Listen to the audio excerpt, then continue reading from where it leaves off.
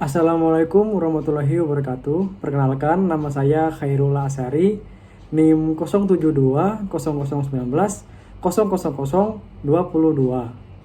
dari Teknik Geologi 2019. Maksud dan tujuan pembuatan video ini yaitu sebagai prasyarat untuk mengikuti ujian tengah semester mata kuliah paleontologi dan mikropaleontologi.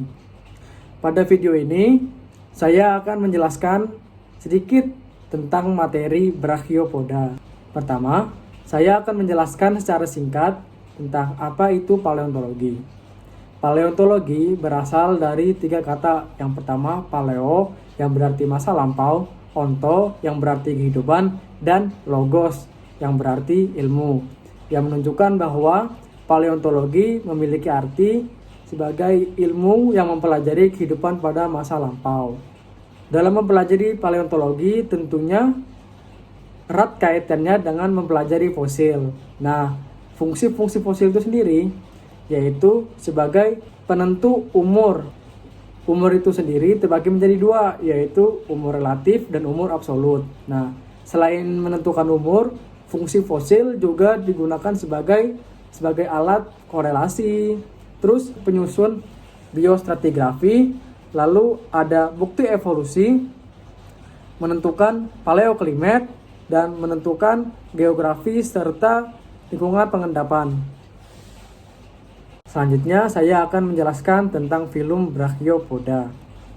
Brachiopoda berawal dari dua kata. Yang pertama, brachio dan podos. Brachio memiliki arti tangan dan podos yang berarti kaki, yang menunjukkan bahwa film ini berisi tentang hewan-hewan yang tangan-tangannya dipakai untuk bergerak atau berjalan.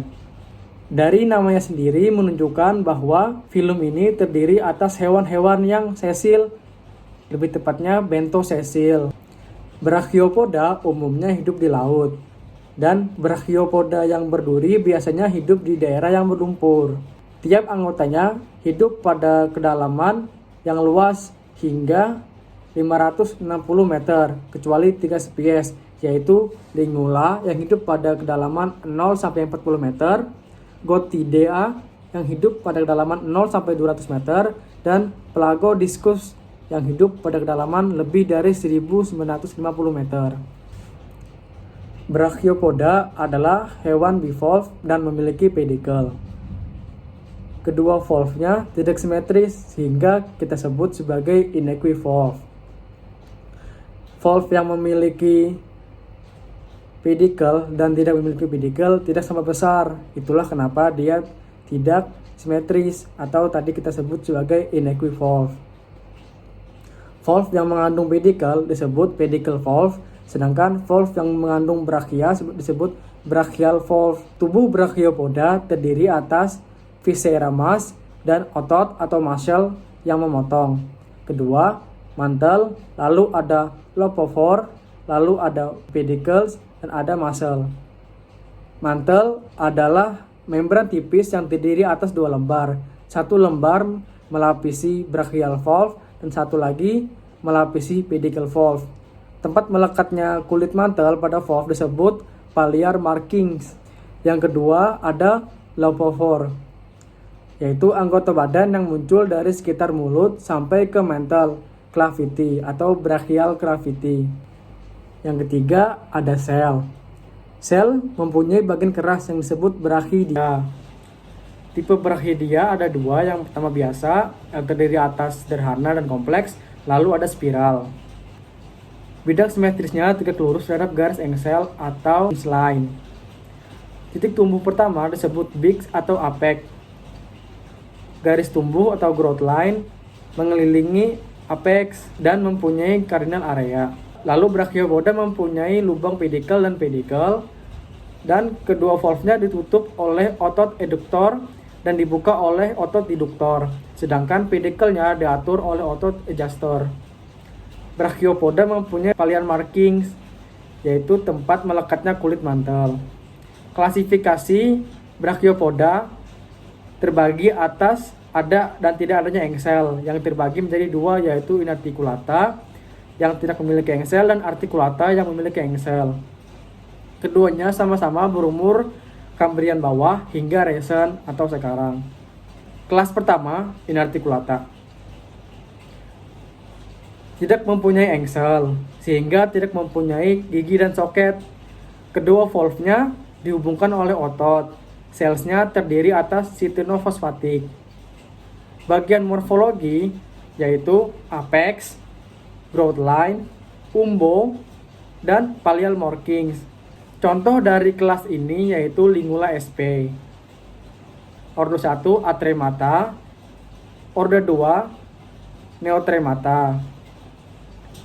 Lalu kelas yang kedua yaitu kelas artikulata. Kelas ini mempunyai engsel yang menghubungkan kedua valve-nya sehingga mempunyai gigi dan soket. Gigi terletak pada pedicle valve, sedangkan soket terletak pada brachial valve. Selsnya calcareous. Kelas artikulata dibagi menjadi 3 orde. Orde pertama yaitu Paleotremata, orde 2 yaitu Protremata, dan orde 3 Telotremata. Protremata berawal dari kata pro awal dan trema lubang, yaitu mengacu pada bentuk lubang pedikel. Sedangkan telotremata berawal dari kata telo yang berarti akhir dan trema yang berarti lubang, yang menunjukkan pedicle opening yang paling maju. Hiasan pada Brachiopoda dapat berupa radial costae, concentric costae, growth line, fold, umbro, dan duri. Dan lalu ada hinge line. Sel Brachiopoda biasanya replacement yang digantikan oleh kalsit, silika, atau besi sulfida. Kegunaan Brachiopoda dalam stratigrafi yaitu fosil Brachiopod biasanya terawetkan dengan baik, dan pada saat mereka mati, kelas artikulata selnya akan tertutup, sedangkan kelas anartikulata selnya akan terbuka hingga terpisah. Sekian dari saya dan terima kasih. Wassalamualaikum warahmatullahi wabarakatuh.